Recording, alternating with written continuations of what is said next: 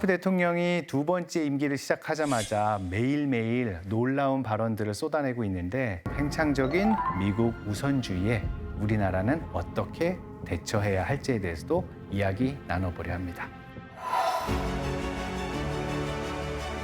Will make America great again.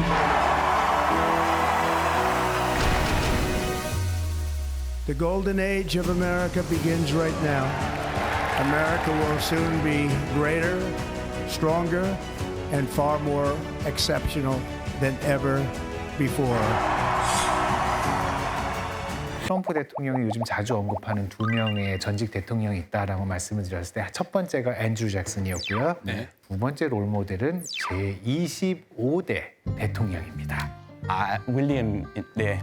저 모르는 척 할게요. 네. 그래도 아시는 것 같아요. 왜 맞춰봐? 느낌 왔어. 윌리엄 맥킨리요. 맥킨리 대통령. 맥킨리. 윌리엄 맥킨리. 윌리엄 맥킨리입니다. 네, 저는 좀 정답입니다. 배운 사람이에요.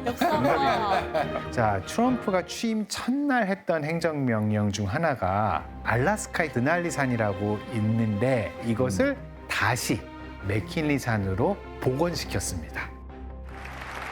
America will reclaim its rightful place as the greatest, most powerful, most respected nation on earth.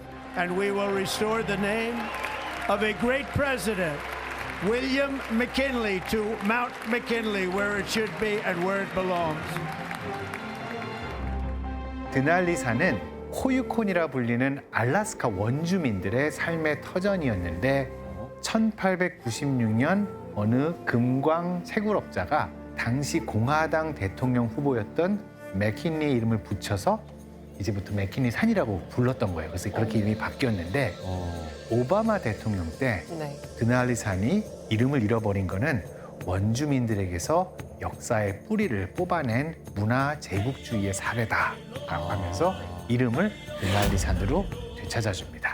근데 이번에 트럼프 대통령이 다시 그것을 맥킨리산으로 변경을 한 거죠. 굉장히 상징적이네요. 아이 뭐 유유상종이라더니 롤모델이 맥킨리니까 똑같이 관세도 때리고 이 영토도 확장하고 아주 롤모델 같구만. 그리고 재미있는 이야기인데 맥킨리는 아까 관세 말씀하셨잖아요, 우리 크리스가. 근데 맥킨리의 별명이 있어요. 그게 뭐냐면 관세왕입니다. 관세왕. 그러니까 대통령이 되기 전에 자국 산업을 보호한다는 명분으로 관세율을 50%까지 막 인상시키는 그런 관세법을 통과시킨 사람이 바로 윌리엄 맥킨리입니다. 윌리엄 맥킨리 대통령은 미국이 이제 해외로 팽창하는 것에 대한 팽창주의 대표적인 인물로 꼽히는데요. 미국이 1898년에 전쟁을 벌이는데 그게 스페인이었어요. 스페인은 남미 지역에 대해서 그리고 카리브해 지역에 지배권을 갖고 있었고 무엇보다도 미국에게 가장 중요했던 나라가 그 당시 어디냐면 이제 쿠바 거기였거든요. 자, 근데 1898년에 바로 쿠바를 놓고 스페인과 미국이 전쟁을 벌이는데 미국의 승리로 끝납니다. 그러면서 스페인이 가지고 있던 몇 개 식민지를 미국이 가져간 것도 있고 그다음에 잠시 점령을 한 것도 있습니다. 바로 푸에르토리코 같은 경우는 그때 미국이 얻어서 지금도 미국의 자치령의 하나로 지금 가지고 있고요. 여기에 더 나아가서 태평양을 건너서 여러 도서 지역도 미국이 스페인으로부터 받아내게 됩니다. 풍량을 건넌. 우리나라 사람들이 많이 가는 미국 하와이. 땅. 하와이는 또 그 다른 이야기. 다른 얘기예요? 다른 하와이 이야기입니다. 아깝습니다. 그럼 괌. 괌입니다. 오케이. 괌입니다. 자, 근데 이것보다 좀 큰 지금은 독립국가인 하나도 미국이 손에 넣습니다. 괌, 사이판, 하와이. 사이판, 하와이 점점 가까워지고 있는 것 같아요. 그러면 좀 더 아시아 쪽으로 그다음에 오게 아시아 되나요? 쪽으로 오고 있습니다. 어디지? 그쪽 조금 더 가면. 조금 더 가면 어디 있지? 거기 여기 동남아 쪽에 네, 보면은 안 가봤어요. 천주교를 네. 믿는 사람이 많은 나라가 있어요. 영어도 잘 쓰는. 영어도 바로 잘 쓰는 그러면 나라. 네. 바나나가 필리핀? 필리핀입니다. 미국도 아니죠. 미국 땅이었어요. 미국 땅이었어요. 식민지였. 이었었어요. 네. 바로 1898년 전쟁 이후 바로 미국이 필리핀을 얻어서 1946년까지 갖고 있어요. 그래서 영어 많이 쓰는구나. 네. 사실은 필리핀을 원한 이유가 있어요. 그게 뭐냐면 굉장히 전략적인 이유인데요. 자, 미국에서부터 한번 지도를 태평양을 한번 볼게요. 미국 서부 캘리포니아에서 이제 바다 쪽으로 쭉 나와서 제일 먼저 보이는 미국 땅이 바로 이제 하와이죠. 그래서 그럼 거기서 쭉 이제 또 서쪽으로 오면은 이제 과미국 필리핀인데 미국이 하와이를 얻고 나서부터 하와이를 어떻게 하면 방어할 수 있지라는 생각을 하게 되는 거예요. 물론 당시 강대국들은 거의 다 유럽에 있었어요. 하지만 19세기 말부터는 아시아에서도 어느 한 나라가 굉장히 강해지고 있었죠. 일본. 일본이죠. 미국의 입장에서 봤을 때는 일본이 동쪽으로 눈을 돌리면 바로 어디가 나오게 된다? 하와이가 나오게 되는 것이죠. 그렇기 때문에 일본이 태평양으로 진출하는 것을 막기 위한 일 1차 방어선이 바로 필리핀, 또 괌 이런 곳들이 되는 것이죠. 야, 그럼 나중에 필리핀 막으려고 또 그 옆에 먹고 또 그 옆에 막으려고 그러면 그렇게 되는 건데 이러면. 일단은 필리핀에서 멈춥니다. 선생님, 지금은 뭐 미국 혼자만 있는 것도 아니고 많은 나라들이 지금 다국화돼서 있는 상황에서 이 상황에서 옛날처럼 뭐 정복 전쟁 같은 그런 분위기를 풍긴다 하더라도 그게 실제로 가능하겠습니까? 이제 현대 사회에서. 정치학자 입장에서 말씀드리자면은 성공해서는 안 되는 일이고 현실적으로도 사실 성공할 가능성은 높지 않다고 봅니다. 그 이야기는 한번 영상 보고 계속해서 해보도록 하죠. 네. 트럼프 당선인이 덴마크령인 그린란드에 이어 파나마 운하에도 눈독을 들이고 있습니다.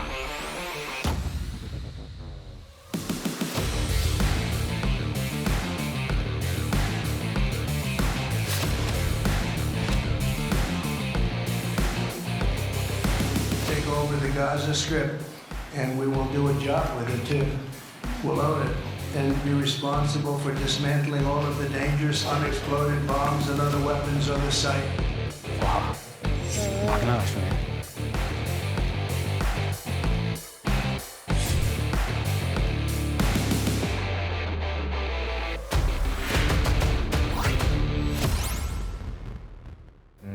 이야.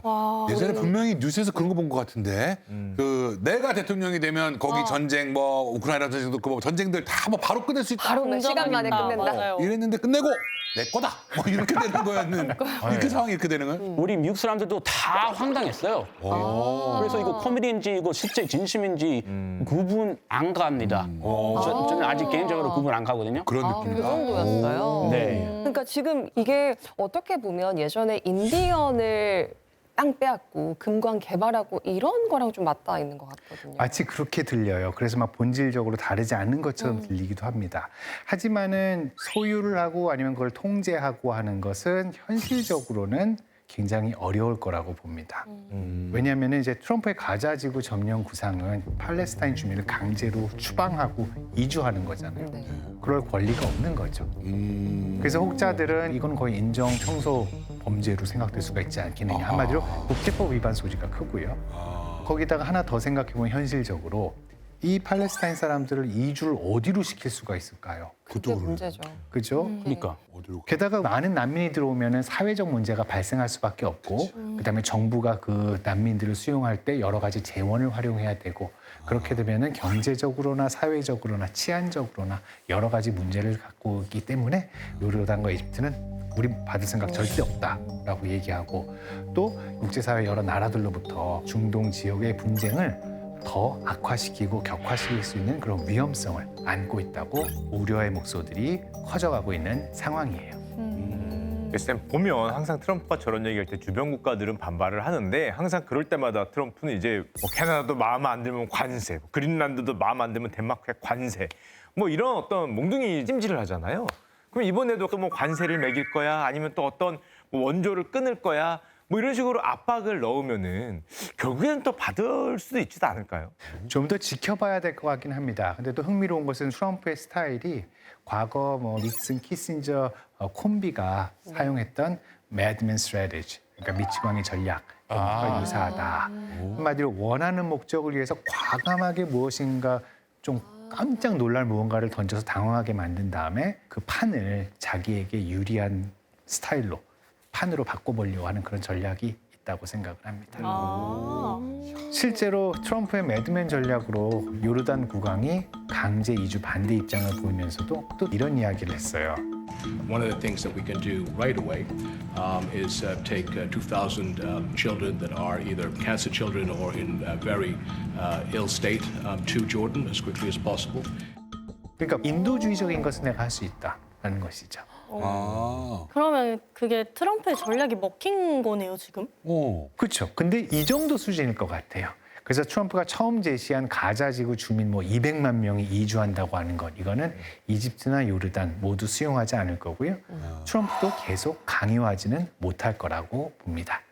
왜냐하면 그는 이스라엘과 이슬람 수니파의 종주국인 사우디아라비아와 수교하면 중동의 긴장이 완화할 수 있다고 생각하고 있고 또 시아파의 맹주인 이란까지 견제할 수 있다라고 보는 건데 그렇기 때문에 사우디아라비아가 굉장히 중요하거든요.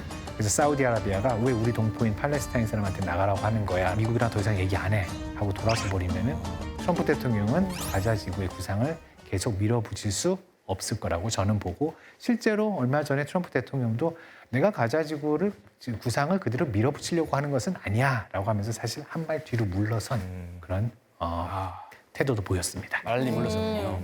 그런데요, 트럼프 대통령이 취임식에서 네. 우리 모두를 깜짝 놀라시킨 말이 있는데 바로 파나마 운하를 되찾아오겠다라는 말이잖아요. 맞아요.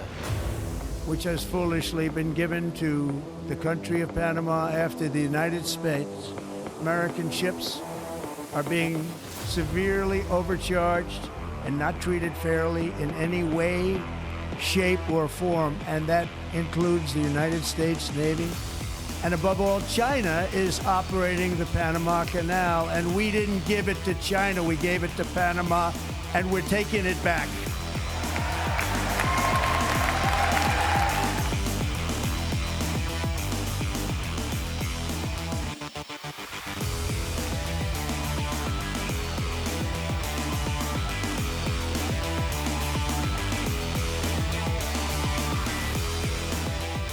그런데 트럼프 대통령 방금 말한 것 중에서 네. 다 사실에 근거했을까요? 아니면 몇 프로 정도가 사실에 근거했을까요? 취임사인데요? 여기 거짓말이 들어있으면 안 되는 거 아니에요? 써주고 검토하고 다 그러지 않았을까요? 그렇게 다 했을 텐데. 사실은 아까 좀 우리가 이렇게 사실이야 싶은 게 바로 뭐냐면 파나마 운하를 중국이 운영하고 있다. 네. 그죠? 잘 몰라서. 거리가 상관이 없는데 왜 중국이 하지 그랬는데. 그게 사실은 좀 틀린 주장이에요. 오. 북미 지역 이렇게 내려오다가 파나마 이렇게 좁은 지역에 운하를 만들었는데 나오고 저렇게요. 그죠? 이 쭉 동서로 길게 있는데 주요 항구를 한 5개 정도로 우리가 생각을 하는데 그중에 2곳을 친중국계 재벌이 운영하는 홍콩 CK 허친스 홀딩 그룹이 관리를 해온 것이지 사실 파나마 운하에 대한 운영은 파나마 정부가 하고 있다는 것입니다. 그리고 사실은 중국과 관련된 회사만 있는 건 또 아니에요. 미국과 파나마의 합작 투자로 운영되는 회사도 항구 관리를 하고 있다고 합니다. 그러니까 파나마도 그러니까 깜짝 놀란 거예요. 아니, 갑자기 왜 파나마 운하를 미국이 자기한테 넘겼는데 왜 다시 갑자기 이것을 가져간다는 거야. 그래서 깜짝 놀란 거죠. 그래서 1월 20일 트럼프 대통령이 취임하고 나서 2월 초에 마코 루비오 국무장관이 파나마 대통령을 만났는데 파나마 대통령이 트럼프가 좋아할 만한 것을 딱 내어놨습니다. Nuestro embajador en Beijing presentó el documento correspondiente de acuerdo al convenio de anunciar la cancelación con 90 días antes, creo que dice el convenio. 오, 약간 좀 노선을 확실히 한 거네요. 파나마 그렇죠. 입장에서는. 중국은 파나마를 중남미 진출의 핵심 거점으로 삼아서 해상 실크로드의 중요한 고리로 활용하고자 했거든요. 보시는 것처럼 대서양과 태평양을 잇는 지름길이잖아요. 그래서 2017년에 파나마가 대만이랑 단교하자마자 중국은 파나마와 수교를 맺고 중국 기업들이 운하 인근 항만과 인프라에 대규모 투자를 하게 됩니다. 이렇게 중남미에 중국의 영향력이 커지는 것을 미국이 곱게 볼 일이 아니죠. 그리고 미국 국무부가 또 이제 재밌는 것을 해요. 이제 X 그 계정 있잖아요. X 소셜 미디어 SNS 거기에 계정에 올렸는데 파나마 운하에서 미국 그 정부 선박들에 대해서 통행료 면제 소식이 있다라고 올렸는데 파나마 측은 아직 그것은 확정되지 않은 것이다라고 부인을 하기도 했습니다. 왜 부인했을까요? 밀당하네. 그리고 파나마 운하 환수 위협에 대해서도 파나마 대통령은 이제 영토 주권을 타협할 수 없고 이거는 파나마 운하는 파나마 것이다. 한마디로 자신이 갖고 있는 자산에 대해서 자율성을 갖고 관리하는 자산임을 강조하고 있기는 합니다. 그런데 주님 보니까 네. 지금 굉장히 많은 곳들을 언급해 주셨잖아요. 다른 곳들은 그러니까 매드맨 전략이라고도 볼 수 있겠지만 사실 오늘 주제인 그린란드만큼은 온갖 수단을 다 동원해서 사실 가지려고 할 것 같거든요. 사실은 국가 사이의 토지 매매를 금지한다는 규정은 없어요. 중요한 건 땅 주인이 할 마음이 없는데 살 수 있을까요? 그게 궁금한 것이죠. 덴마크도 그렇고 그린란드 사는 주민들도 그렇고 네. 그 마음이 있어야 하는 건데. 그렇죠. 이거 한번 보시죠. 덴마크에서 반대로 미국 캘리포니아를 매입하자는 청원이 올라옵니다. 자, 덴마크에서 제고향을 세상에 역으로 역대안을. 미국 캘리포니아를 매입하자는 청원 캠페인이 진행되고 있다고 합니다. 감히 제 고향을 잡내다니. 저 이 역지사지 본색이 생각해보면 드러나는데요? 저도 기분 나쁘네요. 네. 일부러 그냥 역지사지 생각해봐야 됩니다. 역지사지 느껴보라고 그런 거죠. 그런데요, 덴마크가 땅을 판 적이 있어요, 미국한테. 덴마크가 네, 어디를요? 어디 땅을? 버진 아일랜드라는 것을 1917년에 덴마크가 2,500만 달러를 받고 팔았어요. 어허. 덴마크 거였군요. 근데 그때는 덴마크가 팔 필요가 있었던 것이고 지금은 덴마크가 팔 생각이 전혀 없는데 그리고 그린란드는 덴마크가 주민들에게 자치권을 부여한 자치령이잖아요. 뭐 물론 언제든 주민투표를 통해서 덴마크에서 독립할 수 있는 곳이죠. 근데 그동안 독립할 수 없었던 것은 인구가 5만 7천 명 정도에 불과해서 경제적 자립을 이루기가 어렵고 그렇다 보니 덴마크 정부의 보조금에 의존하고 있었는데 이번 트럼프의 발언으로 인해서 독립 여론이 84%로 높아졌다거든요.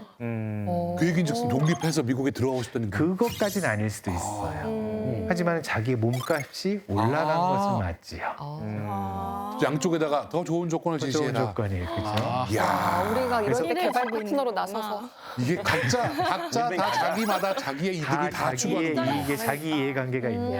야. 그래서 오는 4월에 원래 총선이 있는데 이거를 네. 3월 11일로 앞당겨 버렸대요. 그러면서 총선 과정에서 혹시나 미국의 어떤 그런 이야기들이 영향력을 갖고 오게 될까 봐 이거를 차단하기 위해 정당들이 익명의 기부자로부터 정치 기부금을 수령하는 것을 금지하는 법안도 만들어서 가결했어요. 이럴만 하겠다. 네.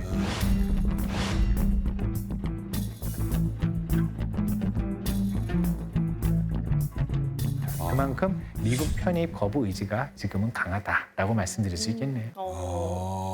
근데 여기서 또 한 가지 아까 우리가 얘기했던 것 중에는 그것도 있었지 않습니까?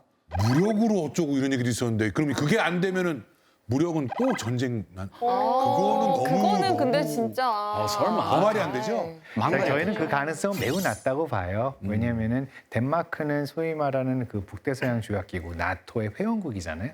나토 조약에 보면 제3자가 자기 멤버 중에 누구와 전쟁을 하면 모두의 전쟁으로 받아들인다라는 규정이 있어요. 자, 또 70년 넘은 동맹국을 상대로 무력을 행사한다?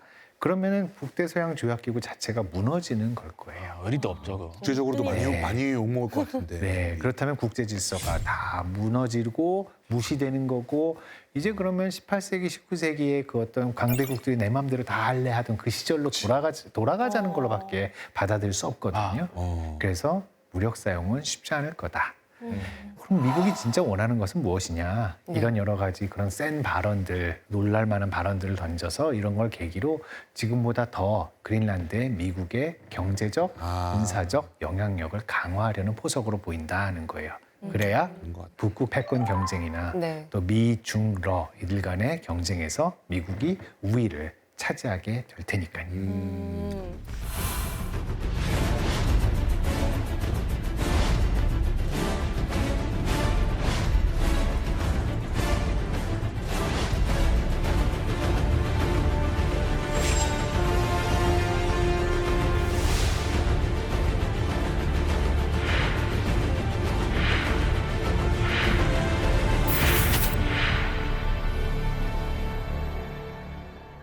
글쎄 가장 중요한 거는 이제 뭐 아메리카 퍼스트로 만약에 돌아선 거라면 우리도 기존의 스탠스와 뭔가 좀 전략적으로 변화된 모습이 있어야 될 것 같은데 어떤 게 있을까요? 하나 여쭤볼게요. 우리는 지금 원조에 의존하는 나라인가요? 아니요. 원조를 하는 나라로 아니죠. 바뀌었죠. 우리 그렇죠. 선진국이잖아요. 그죠? 예. 옛날에 우리는 원조를 받았던 나라지만은 이제 다른 나라를 도와주는 나라로 바뀌었어요. 우리가 필리핀한테. 그만큼 성장했어요. 그죠? 네. 네. 그 말은 움츠러들 필요가 없다는 얘기예요. 우리도 당당할 필요가 있다는 이야기입니다. 트럼프가 대선 유세 당시 이런 이야기를 했어요. And if I were there now, they'd be paying us $10 billion a year. And you know what? They'd be happy to do it. It's a money machine. 앞서 언급했던 트럼프의 매드맨 협상 전술 기억하시죠? 그는 100억 달러를 얘기하고 우리나라가 어떻게 나오는지 보고 싶은 거거든요. 근데 여기서 우리가 겁먹고 당황하면 지는 겁니다. 트럼프 대통령의 전략에 쉽게 빠져들고 말려드는 거예요. 미국이 추구하는 이익이랑 우리의 이익이 굉장히 부합한다라는 것을 보여주고 협의해 나가야 돼요. 예를 들어서 미국이 우리한테 계속해서 너희 방위비 더 내야 되지 않겠니? 라고 얘기를 한다면은 대한민국의 땅을 보여주면서 트럼프 대통령한테 평택 어디 있어? 라고 한번 물어볼 것 같아요. 평택을 찍을 수 있나요? 라고 해서. 그래서 평택이 어디다 딱 찍으면은 거기서 조금만 더 서쪽으로 눈을 돌리면은 바로 중국이 나오는 거죠. 차이나. 여기 평택에 우리가 미군 기지를 만들어 줬잖아요. 바로 가장 코앞에서 중국을 어떻게 보면 대항하고 있는 너희의 전진 기지다. 이런 나라에 대해서 방위비라고 하는 단순한 산술 계산으로 해야 되냐. 이런 식의 대미 협상 전략이 필요해요. 그리고 트럼프 대통령은 동맹국을 가치 공유 파트너로 보지 않고 이익 교환 상대로 보기 때문에 실리적으로 접근하는 것이 중요해요. 그렇기 때문에 우리나라의 지도자와 이제 회담을 하게 될 때는 대미 무역, 우리의 대미 무역 흑자 데이터를 가지고 얘기를 할 거예요. 그럼 그때 우리가 미국에 대해서 수출 많이 하고 그래서 우리가 돈을 많이 벌어들였다. 하지만 그 중에 상당 액수가 다시 미국으로 재투자가 되고 있다라는 거를 설명을 해야 돼요. 삼성이 미국의 반도체 공장을 짓고 SK가 배터리 공장을 짓고 현대는 자동차 공장을 짓고 있고 트럼프 대통령이 굉장히 강조하는 일자리 창출에 우리나라 기업에 기여하고 있다라고 하는 식으로 얘기를 해야 된다는 겁니다. 맞네. 그리고 또 이제 최근에 철강, 알루미늄에 이어서 차, 반도체 여기에 대해서 관세를 부과하겠다고 했잖아요. 이것도 우리가 경쟁력을 갖춘 산업들이 있습니다. 예를 들어서 조선업 혹은 방산. 지난해 11월 트럼프 대통령이 당선 직후에 한국의 군함과 선박 건조 능력을 잘 알고 있고 또 한국의 도움과 협력이 필요하다고 했거든요. 그런데다가 지난 2월 초에 나온 이야기인데 미국 의회가 자국 해군 함정의 건조를 한국과 같은 동맹국에 맡기는 것을 허용하는 법안을 발의했습니다. We may have to go to others, bid them out, and it's okay to do that. We'll bid them out until we get ourselves ready. We're not prepared for ships. We don't have docks. 왜냐하면은 미국은 조선업이 굉장히 쇠퇴해 있습니다. 그래서 신규 함정 건조라든지 아니면 보유 함정의 수리를 굉장히 지체가 되고 있어요. 그렇다 보니 점점 더 해군력이 중국과의 그 격차가 굉장히 좁혀지고 있고 누구는 중국에 밀리고 있다라는 이야기까지도 하거든요. 그리고 아까 우리 처음으로 얘기로 돌아가서 쇠빙선. 네. 근데 우리나라가요. 쇠빙선도 잘 만들어요. 그래서 조선 분야 협력 조건으로 관세 협상을 해볼 수 있을 거예요. 그러네. 그리고 지금 이제 전 세계적으로 국방력 수요가 굉장히 높아지고 있어요. 그래서 우리 미사일이라든지 아니면은 뭐 포라든지 여기에 대한 수요가 전 세계적으로 굉장히 높거든요. 근데 우리가 언제부터 이렇게 방산에서 맞아요. 중요한 나라가 됐을까요? 이게 무기 잘 만들어. 비하인드 스토리가 있는데요. 우리가 소련과 수교를 했잖아요. 네. 그리고 소련의 경제가 몰락하고 있으니까 소련은 돈이 막 필요했어요. 그래서 우리나라도 소련에 경협 차관을 제공을 합니다. 근데 시간이 길어져서 러시아가 갚아야 되는데 돈이 없는 거예요. 현물을 내주기 시작합니다. 있습니다. 무기로 그게 뭐냐면은 그러면? 무기였어요. 미사일이나 이런 것들요. 현찰 대신에. 그럼 이제 우리가 그걸 가져와서 이거를 다 뜯어서 우와. 연구해 보는 거예요. 오. 그러니까 러시아의 기술이 우리한테로 이전된 거죠.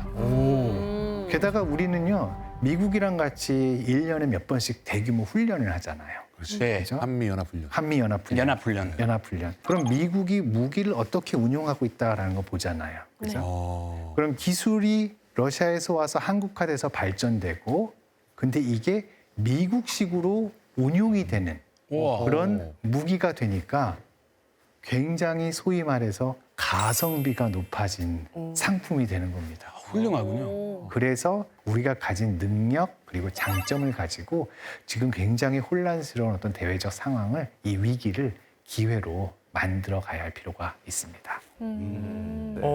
제가 보기에는 결국 세계는 더 복잡해질 것 같다는 생각이 들거든요. 예전에는 그냥 뭐 적과 아군으로 나눴다면 이제 누가 적이고 누가 아군인지 모르는 정말 복잡하고 불확실성이 커지는 시대로 들어갈 것 같은데, 마지막으로 한 말씀만 해주신다면 어떤 게 있을까요? 예일 대학교의 굉장히 유명한 역사학자 티머시 스나이더 교수의 말을 좀 빌리고 싶은데요.